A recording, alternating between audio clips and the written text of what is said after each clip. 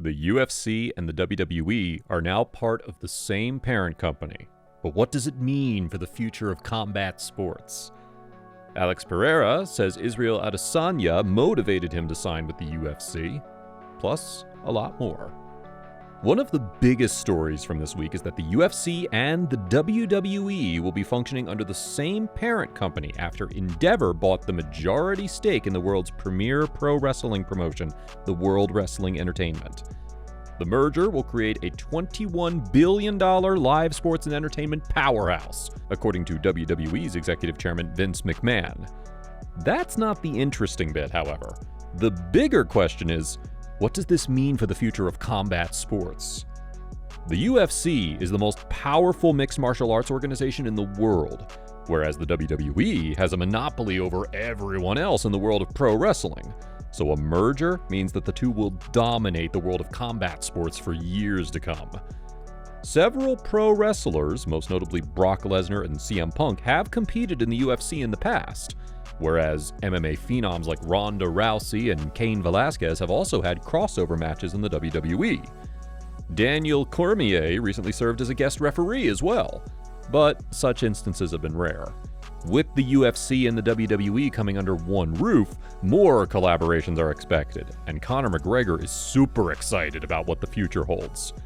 Reacting to the news of the UFC-WWE merger, McGregor shared a photo of himself on Twitter with a UFC and a WWE belt on each shoulder. McGregor wants to be a two-sport champion, and given his growing rivalry with Paul Heyman and Roman Reigns, we could see the Irishman main eventing at WrestleMania in the future. At the very least, the UFC and the WWE will surely capitalize on the opportunity for frequent and heavy cross-promotion. Bilal Muhammad hopes the Money in the Bank contract will be introduced in the UFC, and that would certainly be a lot of fun. The other big question is whether or not a UFC-WWE merger will increase fighter pay. The answer is no. While top-tier UFC fighters may get opportunities to make money through occasional appearances on WWE programs, most MMA fighters won't have a bigger piece of the pie. Despite being owned by the same parent company, the UFC and the WWE will function independently, so the opportunities for fighters will be few and far between. It's still early to say if the UFC will form some sort of partnership with the WWE and build a combat sports empire together, but if they indeed collaborate, they're going to take a huge lead over their competitors. Maybe Jon Jones versus Brock Lesnar and Conor McGregor versus Roman Reigns could finally happen? What are your thoughts on the UFC-WWE merger? Alex Pereira has revealed what motivated him to sign with the UFC and turn his rival Israel Adesanya's life from bad to worse. After beating Adesanya twice in kickboxing, Alex Pereira arrived in the UFC in 2021. In a little over a year, he won 3 fights and earned his title shot at UFC 281, where he scored a stunning comeback knockout victory against Adesanya to win the middleweight title. The two fighters are expected to run it back in a few days at UFC 287, and Pereira promises that it'll be his most impressive win yet. Ahead of his fight with Adesanya, Pereira has revealed the reason why he followed Adesanya into the UFC. A few years ago, Adesanya was asked about his twin losses to Pereira in kickboxing. In response, he slammed Pereira by saying that when all is said and done, he will be a UFC legend and one of the greatest fighters of all time, while Pereira would be a nobody, whose biggest achievement in life would be his 2 wins against the Nigerian-born Kiwi. He watches all my fights, and every time I fight, like clockwork, he'll try and put something out like, I beat this guy. But I've never ever watched any of his fights, ever. So at the end of the day, no one knows who the he is, and he's gonna be that guy when I'm world champion, when I'm a legend. He's gonna be at some pub, talking some shit about, I beat that guy one time.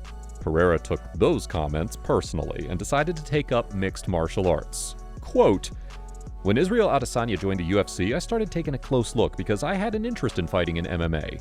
There's a video of an interview with Israel Adesanya that motivated me so much. I felt challenged, and whenever there's a challenge, no one can hold me back. I wanted new challenges, and the UFC was it." As we all know, Adesanya paid a hefty price for poking the bear, and now he has no choice but to fight him for the 4th time in their careers.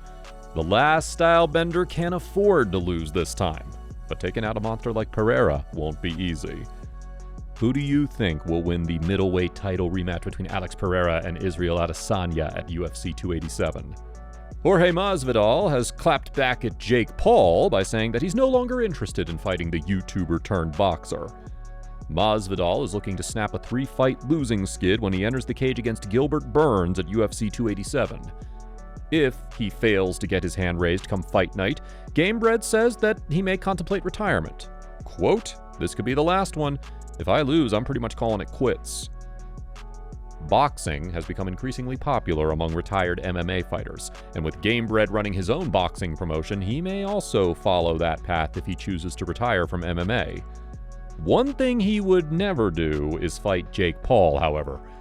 Since losing to Tommy Fury by split decision, Paul has been calling out MMA fighters, including Masvidal.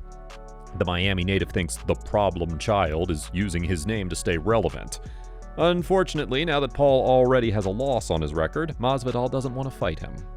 If he would have stayed undefeated and all of a sudden he would have became an actual household name, I would have loved to burst that bubble. I would have broke right through his face. Because at the end of the day, while he was a Disney princess in the Disney world living that life, I was already earning my stripes. I was already competing. I was already fighting from the backyards all the way to headlining shows in Miami. So this dude in me is just like, nah, it's more for like him to boost his name up and stuff. And now, especially that I got a fight coming up, coincidentally, he wants to call me out like, man, this guy sees me and he runs from me. Francis Ngannou is in a pickle after parting ways with the UFC in January. The Cameroonian turned down a whopping $8 million offer by the UFC because he wanted more money, plus health insurance and sponsorship deals.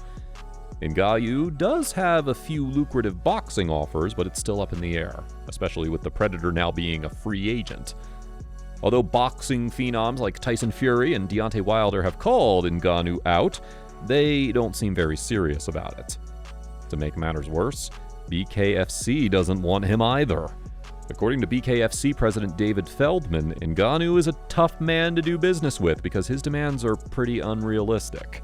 Francis Ngannou could be, he's someone that we've certainly reached out to. We talked to him, we talked to his team. At this point, we just feel like he's asking for unrealistic money, and we're not willing to pay that kind of money for him. Considering the UFC's $8 million offer, it's safe to assume that Ngannou demanded more than that from BKFC. And of course, that's an insane amount of money for a relatively new promotion. Feldman warns Ngannou that if he doesn't make a wise decision soon, he may regret it later on. I do think he needs to make his mind up pretty soon because, I feel like his value will, as the days go on, his value is starting to drop a little bit. Last month, Ngannou revealed that he's in advanced talks with One Championship and the PFL, with the Singapore-based promotion being the front-runner to sign him. Considering who he was in the UFC and what he could have achieved, it does appear that Ngannou shot himself in the foot. That's what Jose Aldo thinks. Quote, "With all due respect, I think Ngannou shot himself in the foot. He had everything to sign a great contract, the biggest in heavyweight. But this desire to be a boxing champion or to fight in boxing. People see the top of the boxing pyramid getting paid big numbers, but forget that the lower part is paid so little. I think the UFC has bigger salaries than boxing." Will Francis Ngannou regret his decision? That's it for today. If you liked our video, please subscribe to our channel and smash that notification button so you can get notified the next time we upload one. Thanks for watching, and we'll see you next time.